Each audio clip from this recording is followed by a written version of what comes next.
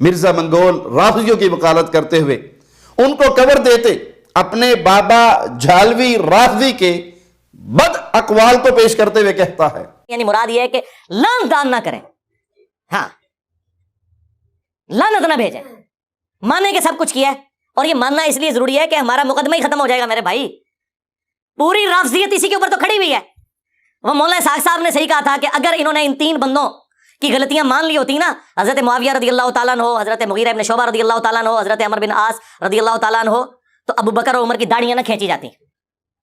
یہ وہاں تک پہنچے اس لیے کہ جب انہوں نے کہا کہ یہ کیا تو ان کو تو پتا چل گیا کہ یہ تو وہ لوگ تھے جن کے بارے میں تو بخاری مسلم میں چیزیں آئی ہوئی تھیں، لہٰذا یہ منہج جو اہل سنت کا فراڈ کے اوپر مبنی ہے، انہوں نے یہ رزلٹ نکالا اور ان کا سودا پھر بک گیا. ظاہر ہے یہ سب مرزے اور اس کے روحانی ابے اسحاق جھالوی کا مکر و فریب ہے کہ رافضیت کو شیلٹر اور کور فراہم کر کے ان کا جرم ہلکا ثابت کرنے کے لیے ناکام ترین کوششیں کر رہا ہے.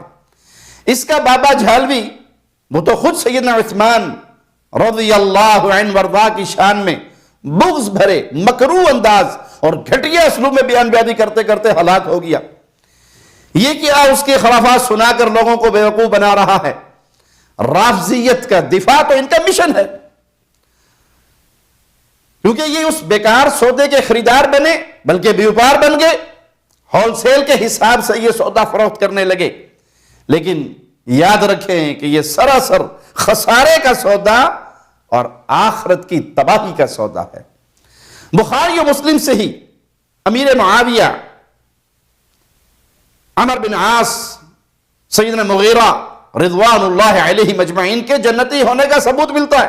صحیح بخاری سے ہی سیدنا حسن کا اپنی خلافت سے دستبردار ہو کر امیر معاویہ سے صلح کا ثبوت ملتا ہے. صحیح بخاری اور صحیح مسلم سے ہی دونوں جماعتوں کے حق پر ہونے، مسلم ہونے کا ثبوت ملتا ہے. نہ تو مرزے کے بابے جھالوی کو یہ نظر آتی تھی اور نہ ہی مرزے منگول کو نظر آتی ہیں. الٹا رافضیوں کی طرح ان احادیث کا باطل مفہوم بیان کرتے ہیں، کیونکہ رافضیوں کے مکر و فریب کا سودا انہیں بڑا ہی اچھا لگتا ہے. اہل علم اس سودے کی حقیقت سے واقف تھے، انہوں نے اس کی حقیقت بیان کر دی. بلا شبہ امیر المؤمنین امیر علی کے مقابلے میں سیدنا امیر معاویہ اور ان کے ساتھی خطا پر تھے. اہل سنہ ہمیشہ سے یہ مانتے چلے آئے، لیکن روافض اس پر مطمئن نہیں ہونے والے. ان کی تو شدید خواہش ہے کہ ان پر اور ان سے پہلے ابو بکر، عمر، عثمان، تمام انصار و مہاجرین صحابہ رضوان اللہ علیہم اجمعین، ان پر جو جو بہتان رافضی داغتے آئے انہیں سچ مان لیا جائے. وَلَن تَرْضَ عَنْكَ الْيَهُودُ وَلَا النَّصَارَى حَتَّى تَتَّبِعَ مِلَّتَهُمْ. پھر جو یہودیوں کی تعلیمات کے مطابق سیدنا علی اور حسین کو اللہ کی صفات دیتے ہوئے نظر آتے ہیں، اس شرک کو بھی توحید مان لیا جائے. بخاری مسلم تو کیا، ہماری تمام احادیث کی کتابیں ان رافضیوں کے ہاں جعلی ہیں کہ مرزا منگول آنکھیں نہیں رکھتا، اسے نظر نہیں آتی، یا جان بوجھ کے اپنے رافضی آقاؤں کی ہمدردی میں اپنی آنکھیں بند رکھتا ہے. وضو میں پاؤں دھونے کی بات کرتے خود بڑے اطمینان، چین، سکون سے بلا تردید یہ کہہ چکا ہے کہ وہ کہتے ہیں یہ احادیث گھڑی ہوئی ہیں. پھر مرزا منگول ان کے بہتان پر ایمان لاتے، وضو میں پاؤں نہ دھونے بلکہ مسح کرنے کی تائید بھی کر جاتا ہے. در حقیقت بخاری و مسلم کا نام لے لے کر رافضیت ماننے کی اور رافضیت کے عقائد تسلیم کرنے کی دعوت دے رہا ہے. جن کے نزدیک ایمان سب سے قیمتی متاع ہے، وہ جھالوی اور منگولی کے دھوکے اور مکر و فریب میں آنے والے نہیں. تمام صحابہ کرام، ان کا احترام، ان سے محبت ایمان کا لازمی تقاضا ہے. ایمان والوں کو رافضی بہتانات مان لینے کی بجائے مرزا رافضیوں کو ایمان کی دعوت دے. اگر وہ رافضی نہیں تو پھر ہر وقت صحابہ پر الزامات کیوں لگاتا ہے؟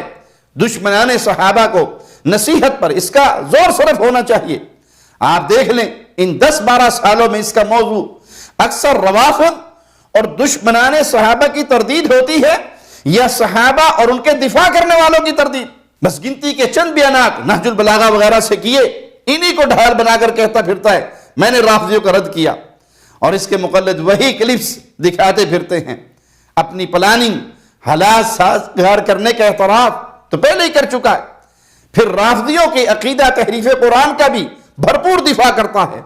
ان کے نماز روزے کے خود ساختہ مسائل کو بھی صحیح بتانے لگتا ہے. کیا معلوم کل کو اس کے لیے حالات مزید سازگار ہو جائیں اور یہ پوری رافضیت کو صحیح کہہ کر اپنے پچھلے بیانات سے رجوع کرنے کا اعلان کر دے.